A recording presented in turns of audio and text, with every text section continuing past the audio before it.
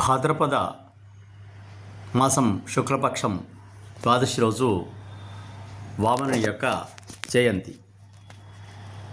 ఆ సందర్భంగా వామనుడు ఆయన శ్రీ మహావిష్ణువు లక్ష్మీదేవి భర్త అయినప్పటికీ ఇతరులకు మేలు చేయాలనేటువంటి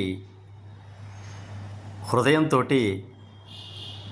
ఎప్పుడూ చేయి చాపని వామనుడు బలిచక్రవర్తి దగ్గరికి వెళ్ళి చేయి చాపుతున్న సందర్భంలో పోతన మంచి అలంకారంతో ఒక చిన్ని పద్యాన్ని తెలియజేశాడు.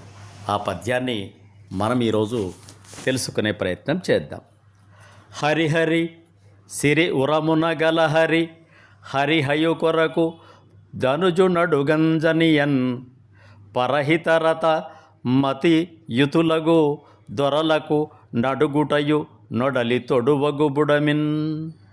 అయ్యయ్యో, లక్ష్మీదేవి వక్షస్థలమున కలిగిన విష్ణుమూర్తి ఇంద్రుని కోసము ఆ రాక్షసుని అడుగుటకు బయలుదేరాను.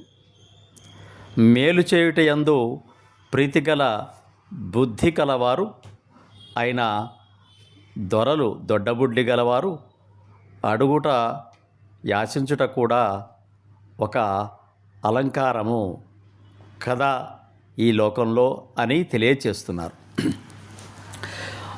అంటే ఇంద్రాదులకు సహాయం చేయాలి, బలిచక్రవర్తి యొక్క పీడను తొలగించాలనే ఏకైక ఉద్దేశంతో అడుగుటయే ఎరుంగని ఆ మహాలక్ష్మి యొక్క భర్త అయిన శ్రీ మహావిష్ణువు ఒక చిన్న వామనుని రూపాన్ని ధరించి అడగడం అనేది సిగ్గుతో కూడిన పని కాబట్టి వామన రూపాన్ని ధరించిన ఆ మహావిష్ణువు వామనుడు ఆ బలిచక్రవర్తిని అడగడానికి వెళుతున్నాడు.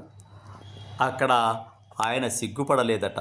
ఎందుకు సిగ్గుపడలేదు అంటే ఇతరులకు మేలు చేయడం అనేది ఒక మహత్కార్యం కాబట్టి దానికోసం చేయి చాపినా ఏమీ ఇబ్బంది లేదని అన్నాడట. ఆ పద్యాన్ని మరొక్కసారి మనం చూద్దాం.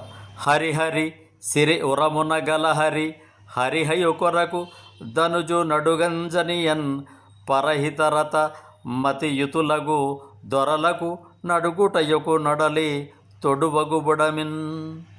కాబట్టి మంచి కార్యక్రమం చేయడానికి మనం కొంత తగ్గినా పర్వాలేదు, కానీ ఆ మంచి కార్యక్రమాన్ని తప్పకుండా చేయాలని వామన చరిత్రలోని ఈ చిన్ని పద్యం ద్వారా తెలుస్తుంది.